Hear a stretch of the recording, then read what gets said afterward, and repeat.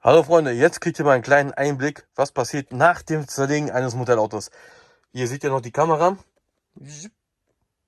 Die steht halt so. Und hier seht ihr gerade den 5er BMW, den ich vorhin zerlegt habe.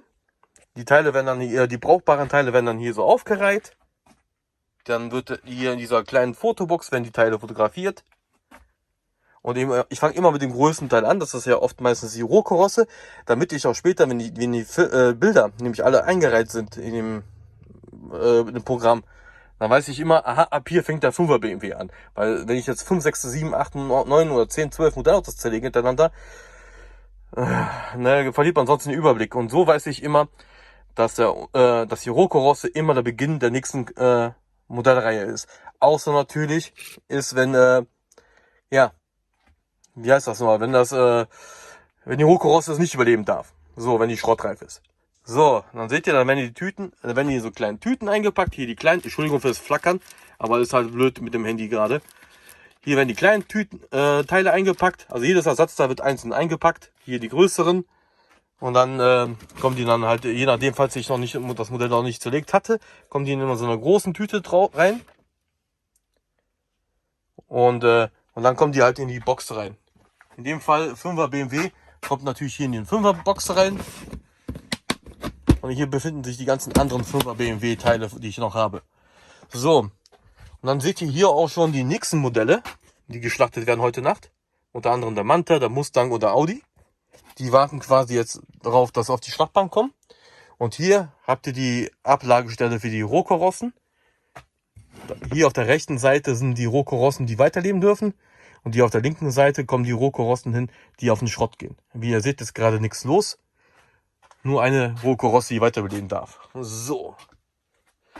Ich hoffe, das hat euch jetzt ein bisschen interessiert. Aber hier machen wir nochmal einen kleinen Schwenker in die Restekiste. Die habe ich jetzt vor kurzem geleert. Deswegen ist sie auch so leer. Dann gehen wir mal noch weiter. Dann könnt ihr mal sehen. Ach, scheiße, das habe ich die ganzen Boxen da drin reingestellt. Sekunde. In diesen Ikea-Boxen tue ich nämlich alles rein. Das ist die Restekiste. Die wird, wenn die voll ist, wird die versteigert. Ne? Wie ihr seht, sind das alle möglichen Teile. Resinkarossen sind das, Armaturenbretter oder Rückläufer. Hier, das zum Beispiel. Das sind so Sachen aus dem Rückläufer. Die kamen dann irgendwann mal wieder zurück. Mein Gott, blöde Kisten hier. Und ja. Und wenn ich damit nichts mehr anfangen kann, dann in die Restkiste. Das sind jetzt die schrottreifen Rohkarossen. Die werden noch alle gepresst und dann kommen die in der großen Kiste rein. So, wir gehen jetzt mal wieder zurück in die Flimmerkiste. Dann seht ihr hier noch die Schlachtbank. Das sind halt die Modellautos, die als nächstes geschlachtet werden. Das sind also die als nächstes dran sind jetzt im Laufe der Tage, Wochen. Einige Modelle schaffen sogar jahrelang hier auf der Schlachtbank zu sitzen, weil ich keinen Bock habe, die zu zerlegen. Und ja, und irgendwann schaffen die es auch mal dran zu kommen. Dafür habe ich halt auch die Schlachtfeste, da kommen halt auch immer dann die Modelle dran halt im Schnellverfahren. Hier seht ihr noch ein Modell, wo einer Teile bestellt hat aus dem Schrottplatz. Da muss ich die noch ausbauen.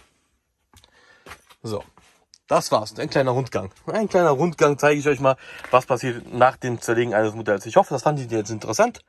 Habt ihr noch Fragen dazu oder andere Wünsche, was ihr noch mal sehen wollt, dann schreibt mir natürlich. Ich antworte gerne. Bis demnächst. Ciao, Freunde.